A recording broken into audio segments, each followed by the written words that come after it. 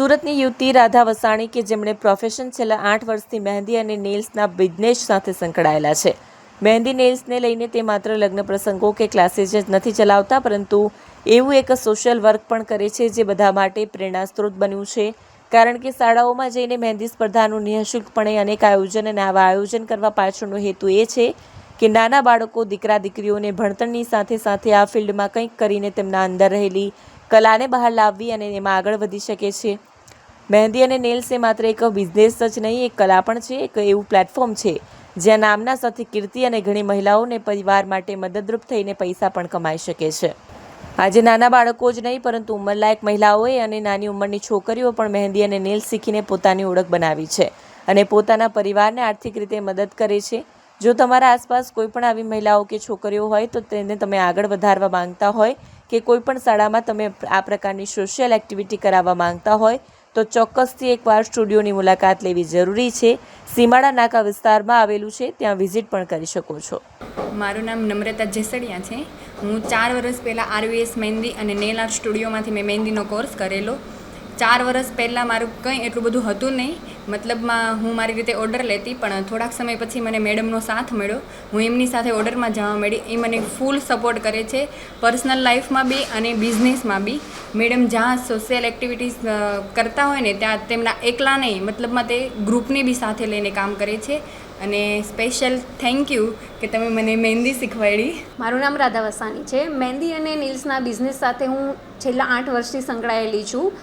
મહેંદી અને નેલ્સને લગતા જે બી લગ્ન પ્રસંગના જે બી કામ છે એ તો અમે કરીએ છીએ, સાથે સાથે અમારા ક્લાસીસ પણ ચલાવીએ છીએ.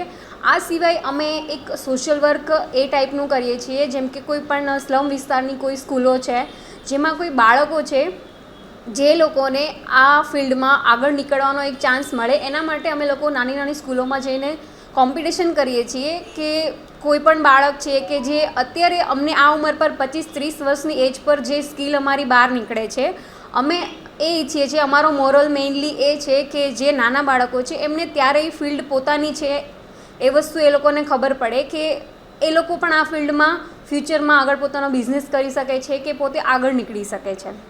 આવી કેટલી સ્કૂલોમાં તમે શીખવાડ્યું છે અને એક મહિલા તરીકે શું કહેશો?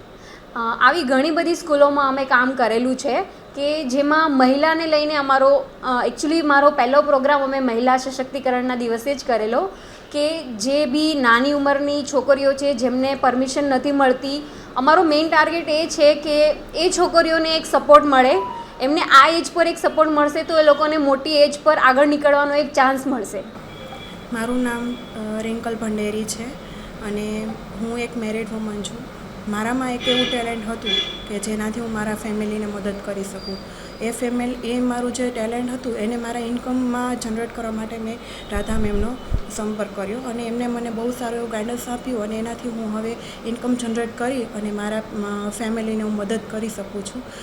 મને જે આ પગભર કરવા માટે જે રાધા મેમનો સપોર્ટ મળ્યો ને એના માટે હું ખૂબ ખૂબ આભારી છું રાધા મેમની. કઈ રીતે તમે તેમના સંપર્કમાં આવ્યા હતા અને કેટલા સમયમાં તમે આ મહેંદી શીખી ગયા? હું એમની પર્સનલી જ ઓળખતી હતી કે મારી ફ્રેન્ડે એમની પાસેથી કોર્સ કરેલો. એમને મને સજેસ્ટ કર્યું કે જો તારે આ ફિલ્ડમાં આગળ વધવું હોય તો રાધા મેમ પાસે તું જ. અને હું એની પાસેથી 1 મંથમાં ફૂલ કોર્સ શીખી ગઈ અને મારું જે આગળ વધાર્યું મેં.